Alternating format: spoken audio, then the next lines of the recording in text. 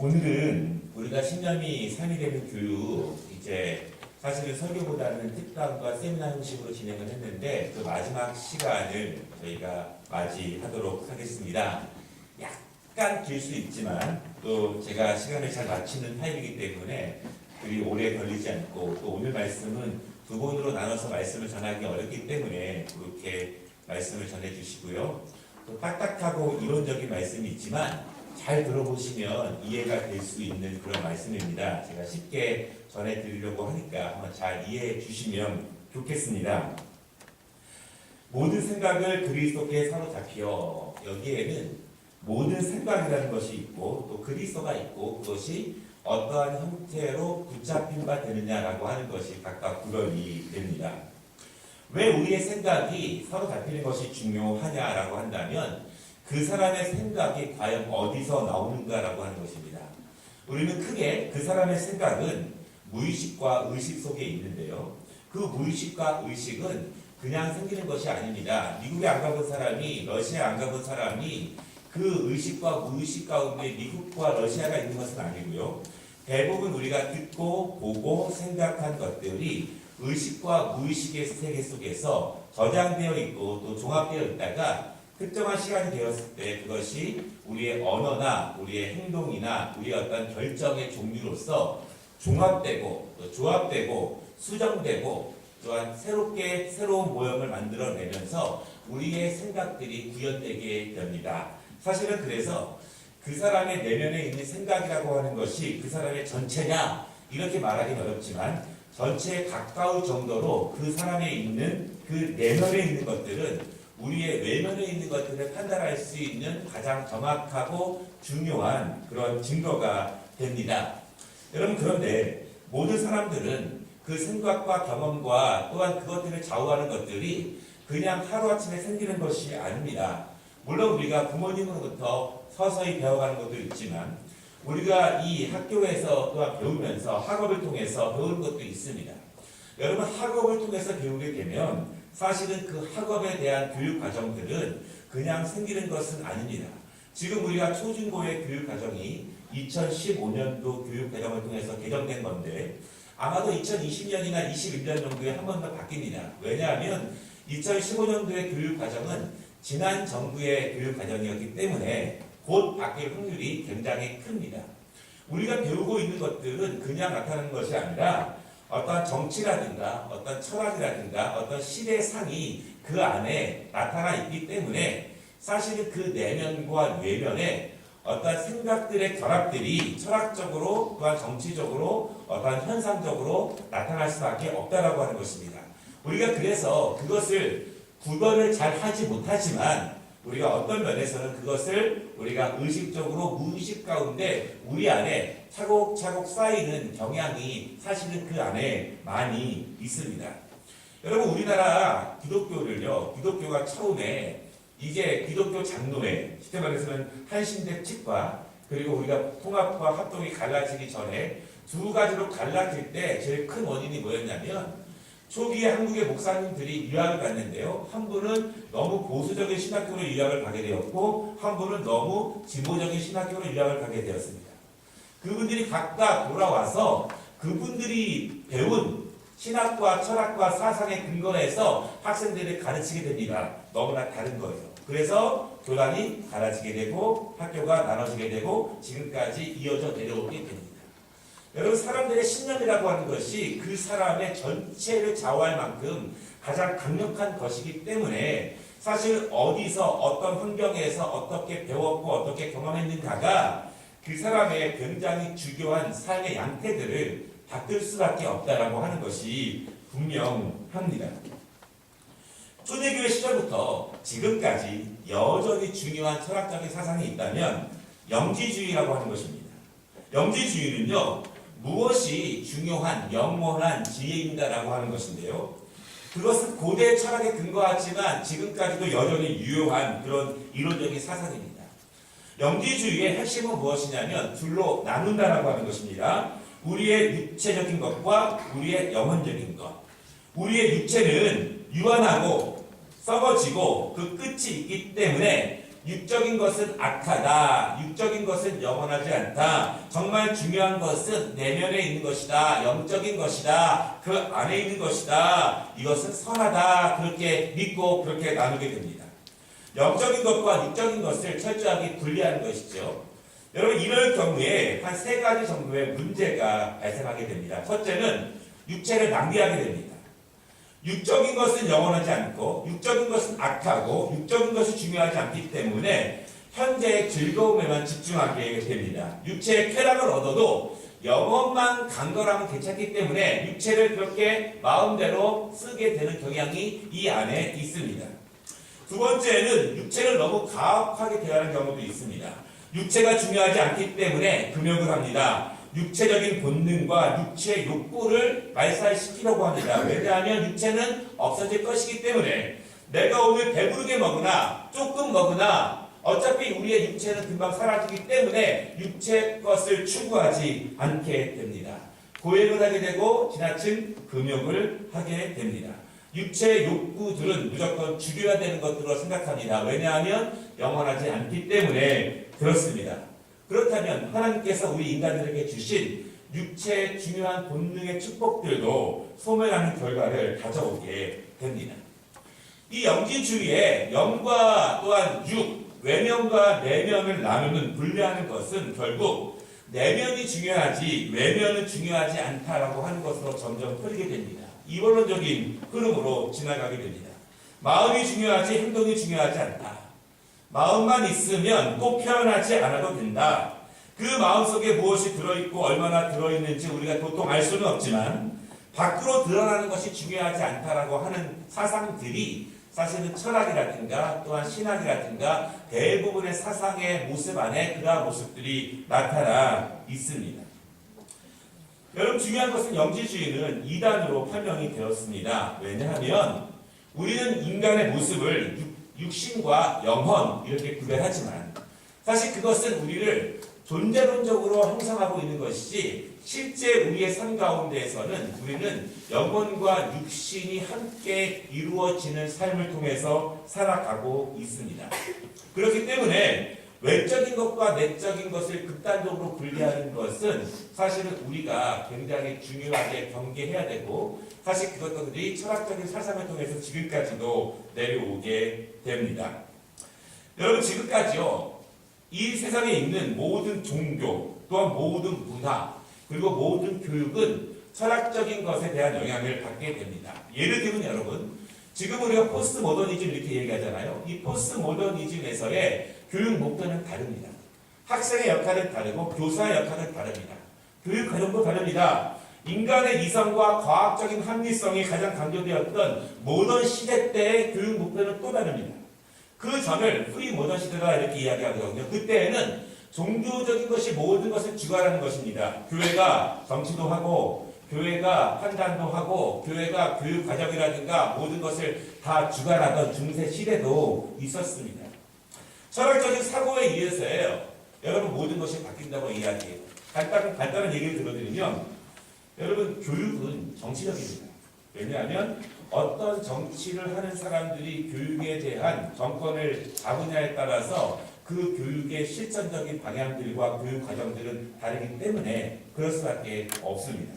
그러면 그 어떠한 정치적인 사상을 갖고 있느냐, 그들이 갖고 있는 철학적인 사고에 따라서 모든 이루어지고 있는 것들이 달라질 수밖에 없다라고 하는 것입니다. 그렇다면 제가 한두 막을 넘어가겠습니다. 한두 막을 넘어가서 고대부터 그리스 로마 시대 그리고 현대에 이르기까지 하나님을 향한 온전함을 방해하는 세 가지의 철학적인 큰 흐름이 있는데 그것이 사실은 우리가 하나님께 나아갈 때 방해하는 중요한 요소들이고 사실은 바울이 철학가이며 종교가인 바울이 모든 생각을 사로잡아라고 이야기했을 때에는 우리의 사실은 잡스러운 생각들, 혼잡한 생각들 그런 것도 있지만 당시 초대 교회 가운데 있었던 그들이 하나님께 온전함으로 나아가기 어려웠던 그 논리적이고 합리적이고 철학적인 그 그리스 로마 시대 사람들에게 1차적으로 말하는 것인데요. 그 당시에 그들 그리고 그 모태들이 지금까지 흐르고 있는 사상의 세 가지 흐름을 잠시 살펴보려고 합니다. 이미 여러분들이 많이 알고 있는 그런 말씀인데요. 첫째로는 합리주의입니다. 합리주의라는 것은요, 인간의 이성을 중심으로 생각하고 판단하는 세계관입니다. 인간의 이성의 능력 그리고 그 가능성을 무한대로 생각하는 것입니다. 그리고 인간의 이성을 통해서 신앙을 형성하게 됩니다. 여러분 몇 년 전부터 지금까지 핫한 게 있는데요. 유발 하랄이라고 하는 76년생 이스라엘 히브리 대학의 역사 교수가 쓴 이제 사피엔스 그리고 호모 데우스 그리고 21세기를 위한 21가지의 제안이라고 하는 책이 있는데 그 시리즈는 과거 인류의 초창기 호모 사피엔스부터 그리고 그 인간의 과학적 발달을 통해서 호모 데우스 이제 우리가 아마 우리 세대에는 누릴 수도 있고 못 누릴 수도 있지만 인간이 이성의 능력을 통해서 과학적 능력을 통해서 얻어질 수 있는 최상의 사실은 불멸의 삶에 대해서 이야기하는데 왜 그렇게 인기가 많냐면 지금까지 인류의 역사의 흐름을 굉장히 체계적이고 분석적으로 잘 종합을 해놨고 그 분석 안에서 미래의 단계들을 예측하기 때문에 그 책을 읽는 모든 사람들은 대부분 다 그렇게 일어날 미래에 대해서 확신하는 마음이 생기기 때문에 그 책이 그렇게 일반 사람들이나 아니면 세계 석학들에게도 열광적인 책이 됩니다. 합리주의는 인간의 이성을 통해서 얻어져 가는 그리고 과학적인 증거를 통해서 얻어져 가는 것만 인정하고 믿는 그러한 증거들입니다. 고대 철학이라든가 스콜라 철학이라든가 중세 이후의 여러분 인간 중심의 계몽주의적 사상은 결국 인간의 이성의 능력을 통해서 얻어지는 것만 실제로 확인되고 실제로 존재한다 이렇게 믿습니다. 여러분 그런데요. 이런 것들이 우리의 신앙 안에 들어오면 어떤 일이 벌어지게 되냐면 여러분 계몽주의 시대라고 해서 하나님이 없는 것이 아니에요. 하나님이 계십니다. 근데 어떤 하나님을 믿냐면 인간의 이성의 능력을 통해서 이해되어진 하나님만 믿게 됩니다.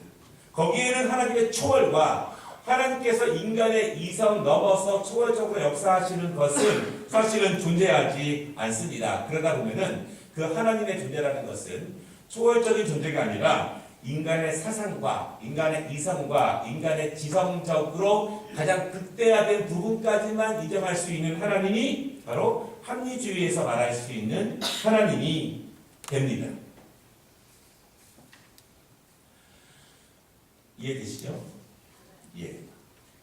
합리주의라는 것은 결국 과학적 발전을 통해서 더 강력한 힘을 갖게 됩니다. 여러분 많은 기독교 과학자들이 창조과학회라든가 이렇게 과학적 지식을 가지고 성경에 나와 있는 것들이 얼마나 창조론적으로 맞는지를 대입하려고 하는 노력들이 있지만 사실은 그 정도 노력 가지고 진화론자들에 맞서서 과학적으로 입증하는 것은 결국 불가능합니다. 왜냐하면 창세기에 있는 말씀들은 하나님께서 이 땅을 어떻게 창조하셨는가를 말씀하시는 것은 선포에 가까운 것이지 여러분 그 당시에 있는 내용들을 지금까지 우리에게 말씀하고 있는 부분들은 굉장히 다른 부분도 있습니다. 여러분 예를 들어서요. 교육이라고 하는 것은 처음 인류의 시작 부분에 있어서는 그 교육의 양이 많지가 않습니다. 생존할 수 있는 부분만 부모로부터 가르치게 되는 그 양은 작습니다. 부모라든가 작은 공동체에서 이루어질 수 있는 내용만 가르치게 됩니다. 사람들이 많아지고 체계화되고 넓어지면서 전승해야 되고 가르쳐야 되는 양들이 점점 넓어지죠. 점점 많아집니다. 그러다 보면 그것을 집대성하게 되고 학문적으로 형성을 하게 되고 전승을 하게 됩니다. 그러다 보면 사람들은 전체를 배우는 것이 아니라 그 일부만 배우게 됩니다. 하나님께서 이스라엘 백성들에게 말씀을 주실 때 그 4,000년 전에 그 백성들이 배우고 알아야 될 교육의 양과 지금의 교육의 양은 굉장히 다릅니다. 여러분 지금은요 2년마다 이 지구 안에 있는 정보의 양이 3배, 4배로 증가한다고 합니다. 지금은 더욱더 세밀화된 그런 말씀들을 바라보게 되죠. 하나님께서 과학적으로 21세기, 22세기를 살아가는 사람들이 이해할 수 있도록 성경을 우리에게 주신 것도 아닐 뿐더러 이스라엘 백성들이 살아갔은 그 4,000년, 6,000년 전에 교육의 양과 정보의 양은 지금의 모습과는 굉장히 다르다는 것입니다. 이 말씀을 드리는 이유는 그렇게 오래전에 쓰였던 그 내용들을 지금의 과학적 지식으로 하나하나 맞추면서 그렇게 퍼즐처럼 맞춰가려고 하는 노력은 사실은 가장 합당한 노력은 아닐 수 있다라고 하는 것입니다. 여러분, 그럼에도 불구하고 과학적인 것이 꼭 진리냐 이렇게 말하기는 어렵습니다. 여러분, 왜냐하면 10년 전에 있던 과학적 진리가 지금의 진리는 아닐 수 있습니다. 여러분, 과거에는요, 그 진리가 바뀌는 데 있어서 10년, 20년이 걸렸지만 지금은 그 진리가 바뀌는데 1년도 안 걸리고 몇 개월도 안 걸릴 때가 굉장히 많습니다. 과학 기자재, 여러분, 얼만큼의 거리를 바라볼 수 있는 망원경과 더 세밀하게 볼 수 있는 그 현미경이 있었을 때 인간들이 과학적으로 내린 확정적인 진리와 그거보다 몇 배를 더 깊숙이 바라볼 수 있을 때 확정적인 진리는 굉장히 다릅니다. 과학의 진리의 가장 큰 허점은 오늘의 진리가 내일의 진리가 되지 않을 수도 있다고 하는 것이 실제적인 그러한 모습입니다. 여러분, 그러므로 우리가 합리적으로 하나님을 섬길 때 그 합리적인 것이 하나님을 얼마나 가두어두고 있는가, 하나님의 본질을 우리가 얼마나 작은 부분만 이해하는가라고 하는 염려가 그 안에 계속 생깁니다. 기독교 신앙은요, 합리성을 넘어서 하나님을 바라볼 수 있는 두 가지 통로를 이야기합니다. 첫째는 일반 계시인데요. 여러분, 하나님께서는 일반 계시를 통해서 우리에게 하나님을 보이십니다. 그런데 일반 계시는 하나님의 창조를 통한 하나님의 계시입니다. 하나님이 세상을 모두 다 만드셨습니다. 세상에 있는 모든 것 하나님의 것이 아닌 것이 없고 하나님께 다 속해 있습니다. 우주의 모든 자연과 만물을 통해서 우리는 하나님의 살아계심을 알아갈 수 있고 하나님이 창조를 통해서 보여주실 수 있는 그분에 대한 증거를 우리가 알아갈 수 있습니다. 여러분, 그런데 합리주의적 신앙이라고 하는 것은 일반 은총적인 면만 강조하는 것 같습니다. 우리의 눈으로, 우리의 귀로, 우리의 미각과 느낌으로, 우리의 인지와 우리의 이상과 우리의 실험과 우리의 검증을 통해서만 믿어지고 판단되는 하나님을 만나려고 노력하는 행위입니다. 중요한 것은 기독교에는 특별 은총이 있습니다.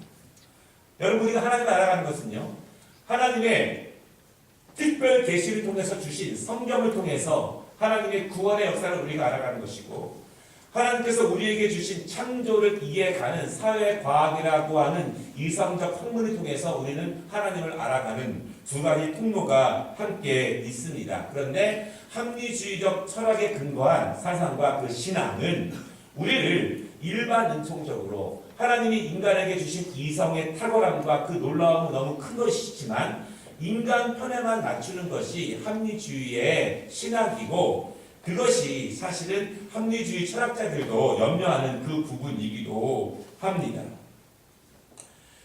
여러분, 합리주의적 비판은요, 또 한 가지 있는데 사실은 어제의 합리성이 오늘의 합리성이 아닐 수도 있습니다. 여러분, 예를 들면 저분이 말하고 있는 합리적인 판단과 저 사람이 말하고 있는 합리적인 판단은 다릅니다. 중국 사람들이 말하고 있는 합리적이고 이성적인 판단과 미국 사람들이 말하고 있는 합리적인 판단은 다릅니다. 우리나라에서도 진보적인 신학자가 말하고 있는 합리적인 판단과 그리고 보수적인 신학자가 말하고 있는 합리적인 판단은 다릅니다. 사실은 합리성이라고 하는 것은 인간의 모든 사람들이 공통점이 분명히 있지만 모두가 다르다고 하는 것 가운데에서 그 합리성이 어긋나는 지점이 있다는 것도 우리는 또한 알게 된다라고 하는 것입니다.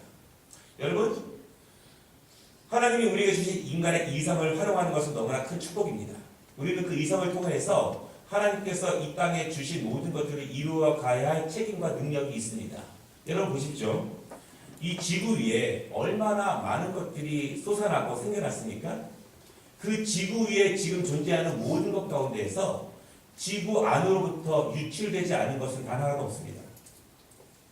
하나님의 창조는 그 당시에 우리의 계획과 우리의 생각으로는 이해하지 못했고, 지금 우리가 비록 1000년 전, 2000년 전 사람들보다 조금 더 이해하는 부분이지만 우리보다 더 후대 사람들은 더 많은 부분을 이해하겠죠. 그럼에도 불구하고 인간의 이성의 과학의 능력으로 만들어낸 이 지구 안에 있는 모든 것들은요, 단 하나도 지구 밖으로부터 가져온 것이 없습니다. 하나님이 창조해내신 이 지구 안에 있는 것으로부터 모든 것이 나왔다고 하는 것, 그것은 인간의 합리적인 것으로 이해할 수 없는 그 초월적인 것들이 이 안에는 분명히 있다라고 하는 것들을 사실은 철학자들도 공백으로 두고 있는 그 부분입니다. 두 번째, 영성주의인데요. 영성주의, 스피리추얼리즘이라는 제목인데요. 고대로부터 유행하고 지금까지도 우리가 하나님 앞에 온전히 나아가는데 방해하는 중요한 사상은 영성주의입니다. 사실 그 영성주의는 우리 기독교 안에도 매우 강하게 부작용으로 작용할 때가 있습니다. 고대 많은 사람들은요, 신을 이해하기 위해서는 인간적인 지식과 이성을 통해서는 불가능하다, 그렇게 믿는 사람들이 있습니다. 여러분, 이단들이요, 기독교를 이야기할 때 뭐라고 이야기하냐면, 하나님으로부터 직접 받은 것이 신학이지 인간들이 풀이하는 것은 인학이다, 이런 주장을 가지고 이야기를 합니다. 인간들이 만들어낸 산물을 가지고 어떻게 그 하나님을 온전하게 이해할 수 있느냐? 하나님을 이해할 수 있는 것은 하나님과의 직접 교제를 통해서, 우리말로 말하면 직통 계시를 통해서 하나님을 만나야 하나님에 대해서 제대로 알 수 있다, 이렇게 말합니다. 거의 대부분에 대한 이단들은요, 직통 계시를 통해서 얻어지는 그 내용들이기 때문에 그것들은 여러분 영성주의에 포함됩니다. 여러분, 그렇지만 이들의 장점과 이들의 단점이 있습니다. 이들의 장점은 무엇이냐면 인간의 이성적 한계를 지적하는 것은 너무나 유효합니다. 자기의 생각과 판단의 능력으로만 하나님을, 그 범위를 정하는 것은 이들의 말하는 것처럼 적절하게 인간의 이만한 점이 있지만, 이들의 약점은 무엇이냐면 하나님과의 모든 관계를 영적으로만 치우치는 경향이 있고 그 안에서 벌어지는 잘못들이 굉장히 많다. 신령한 경험을 위해서 특별한 고행이 필요하고 세속적인 세상으로부터 단절을 시도하기도 합니다. 특별한 공동체를 만들어내기도 하고 그 안에 거할 때에만 하나님의 직통적인 은혜와 계시를 받을 수 있다, 이렇게 말하는 사람들이 많습니다. 여러분, 지금은 좀 덜하잖아요? 지금은 왜 덜하냐면 지금은 합리성에 근거한 지성주의적 그리스도인들이 점점 많아졌기 때문에 과거의 기도원 운동처럼 그러한 것들은 굉장히 많이 줄어드는 것이 사실이기도 합니다. 여러분, 그런데 이러한 영성주의는 크게 두 가지의 한계가 있습니다. 첫째는 그들 각각의 영적인 경험을 검증할 수 있는 아무런 장치가 없습니다. 그들은 하나님으로부터 직접 계시를 받았다고 말을 합니다. 그래서 예언을 하기도 하고 사람들을 가르치기도 하고 특별한 것들을 모으기도 합니다. 때로는 특별한 환상을 통해서 하나님을 만나고 또한 작은 느낌이나 감동들을 통해서 하나님의 음성을 듣는다고 하고 개인적인 영적인 경험을 강조합니다. 그런데 이들은 하나님의 말씀의 전통 가운데 세워진 하나님의 교회 전통을 거부하거나 무시합니다. 여러분, 하나님의 교회의 정통과 이 질서도요, 우리가 날마다 개혁하고 더 좋은 모습으로 나아가야 될 필요성은 있지만 그렇다고 해서 하나님의 교회의 전통과 질서를 거부하거나 무시하는 것은 비성경적입니다. 여러분, 왜냐하면요, 예수님 돌아가시고 얼마 후 불과 예수님 돌아가시고 한 20-30년 후 그때 초대교회 성도들이 드리던 예배 순서라든가 예배 모범들이 우리가 지금 개혁교회에서 드리고 있는 예배 모범과 크게 많이 다르지 않습니다. 사실은 우리 교회의 상당히 많은 질서들은 현대화되기도 했지만 성경적인 충분한 근거들을 가지고 교회 전통과 질서들이 지금까지 형성되었다라고 하는 것입니다. 여러분, 왜 교회가 보수적이냐 이렇게 말하냐면 반대로 이야기하면 그 전통을 가장 잘 유지하기 때문에 보수적이라고 말할 수 있습니다. 여러분, 그런데 여러분, 배움과 학습은요 항상 보수적입니다. 왠지 아십니까? 이미 이루어진 것들을 배우기 때문에 교육은 항상 보수적입니다. 그 보수에 능통해야 진보를 향해서 나아갈 수 있는 힘을 얻게 됩니다. 이들의 두 번째 한계는 무엇이냐면 하나님께서 우리에게 공식적으로 주신 은혜의 수단인 하나님의 말씀에 대한 무지와 거부입니다. 하나님이 직접 해석해 주시고 하나님이 직접 말씀해 주시고 직접 예정해 주시기 때문에 이 하나님의 말씀을 배우거나 읽거나 그 말씀을 따르는 것보다 직접 계시를 받는 것이 더 중요하고 그것이 오리지널 하나님의 뜻이라고 그렇게 믿습니다. 여러분, 하나님은 성경을 통해서 우리가 하나님을 알아갈 수 있는 충분한 그런 은혜를 주십니다. 저희가 커플그레이 그 빌립보서를 이제 어제 마쳤는데요. 빌립보서를 시작하기 전에 빌립보서 읽어보니 별거 아니다 이렇게 말하는 분도 있었다고 들었습니다. 그러나 빌립보서를 공부하신 후에 쉬웠다고 말하는 분은 단 한 명도 없습니다. 굉장히 어려웠다, 굉장히 은혜로웠다 이렇게 이야기들을 많이 하십니다. 하나님께서는 성경을 통해서 우리가 하나님을 알아가고 이 땅에서 하나님의 뜻대로 하나님을 섬기며 하나님의 은혜 안에 거할 수 있는 거의 대부분의 방법들을 우리에게 주신 것이에요. 만약에 그렇지 않다면 하나님은 이 하나님 말씀을 66권 외에 플러스 알파로 더 주셨거나 다른 세부적인 것도 우리에게 주셨을 것입니다. 그러나 우리가 믿기는 기독교 역사 가운데 성령께서 인도해 주셔서 우리가 하나님께 나아가고 하나님을 알아가는 데 충분한 내용들을 우리에게 주셨다라고 믿습니다. 여러분, 방언하는 게 중요하지만 과거에는 방언을 구원의 도구로 생각하는 교단도 있었습니다. 방언도 중요하고 예언도 중요하고 신령한 것도 중요하지만 하나님에 대한 말씀으로 기준되지 않으면 내가 보고 내가 듣고 내가 환상을 얻는 것에 대한 정확한 검증이 이루어지기 어렵습니다. 우리의 모든 영적인 것과 우리가 바라보고 있는 신령한 것들에 대한 은혜는 하나님의 말씀을 통해서 검증되어야 하고 그 범위 안에 있어야 한다라고 하는 것입니다. 제가 25살에 청년회를 처음 맡았는데요. 저보다 더 나이가 많은 청년의 형제와 자매가 결혼식을 한다고 저희 교회에서 저한테 기도를 받으러 왔어요. 제가 이렇게 얘기했습니다. 제가 기도하면서 예언을 한마디 하겠습니다. 그랬더니 그분이 하는 말이 목사, 전도사님은 예언의 은사가 있는 것 같습니다. 제가 이렇게 얘기했습니다. 결혼하지만 결혼하기 전에 하나님 말씀을 꼭 일독씩 하시고 하나님 말씀대로 살면 하나님이 복 주실 것이고 하나님 말씀을 떠나면 나도 모르겠습니다. 내가 이것이 예언입니다. 여러분 맞는 예언이죠? 그렇죠?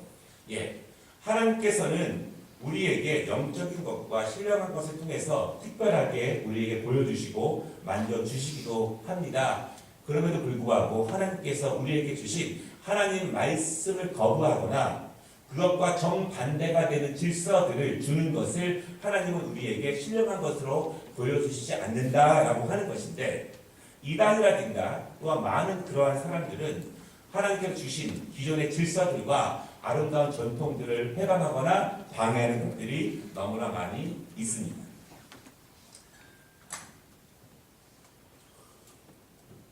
세 번째는 여러분 제일 큰 사조인데요. 이것은 경험주의입니다.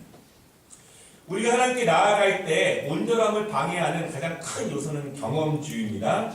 고대에도 이용했지만 인간에 대한 존중과 개인의 자유를 더 존중해 가는 르네상스, 종교개혁, 계몽주의, 모던을 지나서 포스트 모던 가운데 더 많이 창대하게 되는 것이 바로 이 경험주의라고 하는 것입니다. 경험주의는 크게 두 가지 정도의 나누어짐이 있습니다. 첫째는 개별 인간의 존중을 통한 경험주의입니다. 여러분 지금은 모든 사람들이 동등하고 모든 사람들의 의견과 그들의 선택과 그들의 취향은 존중받아야 한다라고 지금은 정치적으로 또한 사람들의 인식 가운데 그런 것들이 많습니다. 더 많은 사람들이 주장을 하지만 모든 사람들의 취미와 경향과 성향은 존중받아야 되기 때문에 소수가 있다 할지라도 그것들을 존중하는 것으로 법제화가 되고 있습니다. 물론 여러분 모든 사람은 존중됩니다. 여러분 그렇지만 포스트 모던 시대에 교육 철학자들이 가장 경계하는 것들이 있습니다. 무엇이냐면 과학이 발달하고 생활이 풍요로워지고 점점 변화의 속도가 빨라지지만 인류에게 주신 고유의 아름다운 전통들이 훼손되는 것입니다.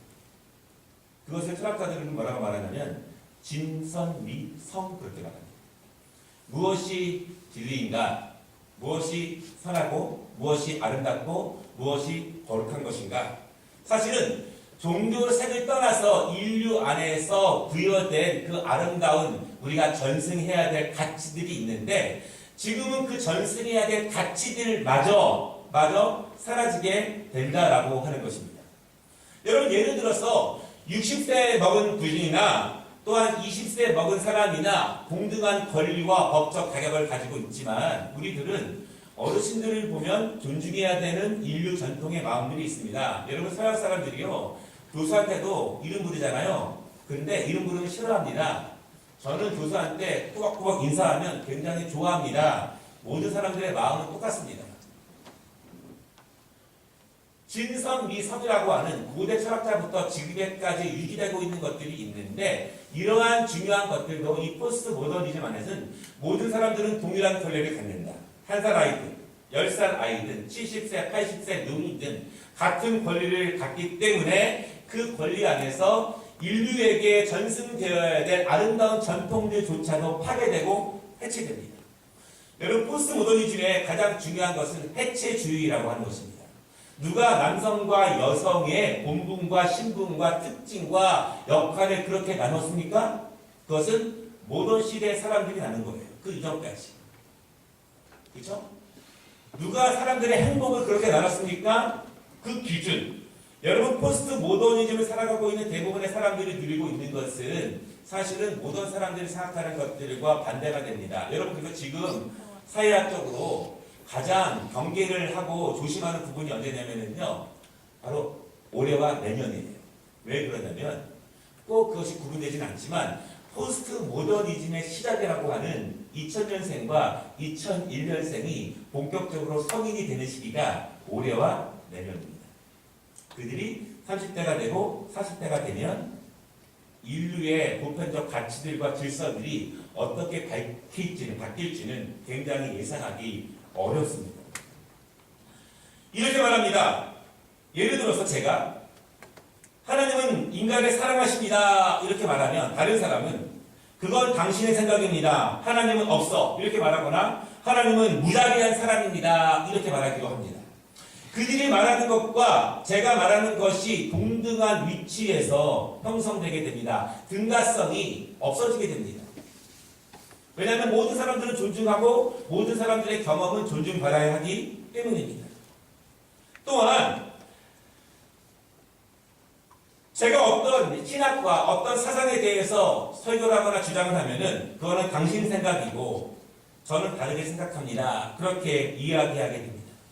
그것은 목사님의 생각이고 제 생각은 다릅니다. 제가 생각하는 하나님, 제가 생각하는 실천, 제가 생각하는 믿음은 다릅니다. 이렇게 말합니다. 여러분 그래도 존중해야 합니다. 왜냐하면 모든 사람들이 말하고 있는 거에 대한 같은 가치와 같은 존중들이 있어야 합니다. 여러분 이런 것이 그럴듯해 보이지만 물론 굉장히 강화되어야 될 부분이 있지만 그럼에도 불구하고 인간은 연약하고 인간은 죄가 있는 연약한 피조물이라는 사실을 우리가 생각해 보아야 합니다. 저 사람이 말하고 있는 것과 제가 말하고 있는 것이 함께 합리적으로 이루어지기 위해서는 그 사람이 말하고 있는 것들에 대한 완전성과 제가 말하고 있는 것의 완전성이 같이 충족되어야지만 우리의 각각의 경험들이 진리에 가깝게 명제화될 수 있다라고 하는 것입니다. 여러분 사실은 성경이 이미 모든 사람들은 동등하다고 말했습니다. 여러분 과거에는요 교회가 성경을 해석하면서도 노예주의를 찬성하게 됩니다. 과거에는 성경을 믿고 성경을 가르치지만 제국주의의 앞자리가 되어서 작은 나라들과 그 어려운 나라들을 이렇게 하게 됩니다. 아까 말씀드린 유발 하라리의 호모사피엔스와 호모데우스의 가장 큰 약점은 그가 유럽 문화권에서 학업을 하고 자란 사람이기 때문에 그가 말하고 있는 역사적 전개의 흐름이 제국주의자들이 말하고 있는 역사적 전개와 거의 같다라고 하는 것이 세계적인 역사학자로부터 비판받고 있는 그런 부분입니다. 사실은 그들이 말하고 있는 경험주의, 사실은 과거에 성경을 안다고 하는 사람들이 노예를 해방시키지 못하고 제국주의로 침략을 했지만 예수님은 그 전부터 모든 죄인까지도 품는 인간의 동등에 대해서 말씀해 주셨습니다.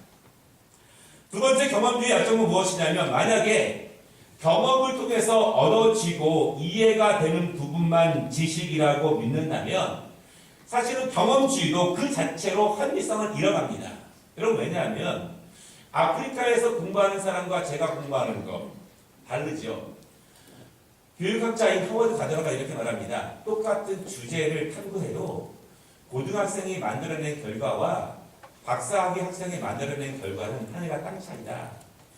고등학생이 만들어낸 결과도 그 나름대로 의의가 있고 박사학위 학생이 만들어낸 결과도 그 나름대로의 의의가 있지만 그것이 등가성을 가지고 직접적인 비교하는 것은 큰 문제인데 그것이 포스트 모더니즘의 가장 큰 문제이다. 그렇게 이야기를 합니다. 여러분, 자녀들이 사춘기 지나면서 부모들에게 뭐라고 말합니까?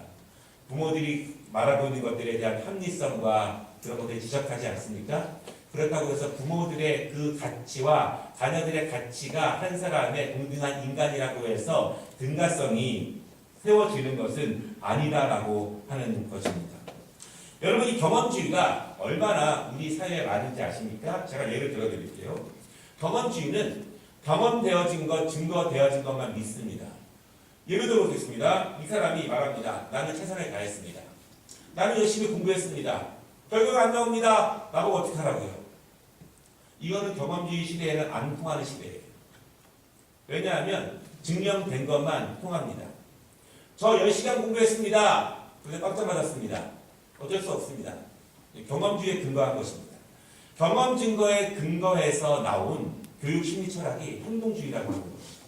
여러분, 행동주의는요, 프로이드처럼 내면에 있는 무엇이 결과로 나온다. 결과로 나왔지만 그 내면에 무엇이 있는지 예상할 수 있지만 정확히 모르겠다. 이렇게 말하는 것을 배격합니다. 행동으로 증명되는 것들이죠. 예를 들면 배고프면 침을 흘리지 않습니까? 개들이. 그렇죠? 그런데 행동주의가 무엇이냐면, 여러분, 학생들 얼마나 공부했느냐, 그 공부한 내면의 것을 무엇으로 평가합니까? 성적으로 평가하는 거예요. 사회에서 여러분들의 노력과 여러분의 창의성을 뭐로 평가합니까? 성과로 평가합니다. 지금 이 땅에 있는 거의 대부분의 측량할 수 있는 시스템들은요, 전부 다 경험주의로 측량화되어 있고 행동주의로 측량화되어 있습니다. 물론 지금 행동주의 약점도 있어요. 아주 소수. 예를 이런 것입니다. 지능이 너무 낮으면 남들 한두 시간 공부할 것도 10시간, 12시간 해도 못하는 사람이 있어요. 그런데 그 작은 예외성을 또 크게 생각하면 안 돼요. 경험주의와 행동주의가 지금 이 교육의 현장이라든가 이 세상의 시스템 가운데 굉장히 많이 있다라고 하는 것입니다.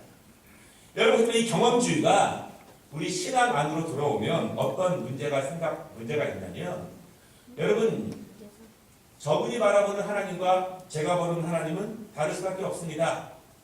믿음은 같지 않습니다. 믿음이라는 단어는 하나지만 그 믿음은 그 사람들의 받아들임과 그 사람의 반응에 따라서 굉장히 많은 종류로 달라질 수밖에 없습니다. 우리가 하나님 앞에 구원받는 믿음은 하나일 수 있지만 하나님 앞에 성화되어 가고 거룩하게 되어 가는 믿음의 과정은 굉장히 많이 나눠질 수 있다고 하는 것입니다. 그런데 모든 사람들이 같은 기준으로 이야기를 한다라고 한다면 우리의 성화의 과정과 또한 거룩함의 과정은 너무 일편적으로 만들어질 수밖에 없다라고 하는 우려가 나옵니다. 그러면 경험주의가 반대가 되는 것이라고 해서 그러면 정확한 길이 있느냐? 정확한 길은 없습니다. 그럼에도 불구하고 인간의 경험을 통해서만 의지하는 그 하나님, 그것이 하나님의 전체이냐? 그렇지는 않다라고 하는 것입니다. 많이 넘어가서 오늘 말씀을 마치도록 하겠는데요. 사실은 여러분, 우리는 그러면 합리주의와 또 경험주의와 또한 이 영성주의라고 하는 굉장히 큰 사상의 흐름들과 사상으로 끝나지 않고 우리의 실생활의 삶과 그리고 우리의 신앙 안에까지도 파고드는 것들이 있습니다. 그런데 바울이 뭐라고 말하냐면 모든 이론들을 파하여 하나님을 대적하는 것들을 파하고 모든 생각을 사로잡아 그리스도께 복종하게 하라, 그렇게 말합니다. 여러분 제가 마지막 한 가지 예만 들어드릴게요. 수학과 그리스도가 관계가 있겠습니까? 음악과 그리스도가 관계가 있습니까? 물리와 그리스도가 관계가 있습니까? 영어와 그리스도가 관계가 있습니까? 관계가 있습니다. 그리스도와 지성이라고 하는 미국의 유명한 철학자가 쓴 책이 있는데요. 그 책의 중심은 이렇습니다. 모든 것이 하나님의 것이라면 모든 것이 그리스도의 것이다. 수학도 물리학도 영어도 음악도 하나님의 것입니다. 모든 것이 아무것도 없는 상태에서 하나님의 창조의 역사로 만들어진 것이라면 모든 것은 그리스도의 것이다. 그리스도의 소유이다. 그러므로 모든 것은 그리스도께 사로잡혀야 한다.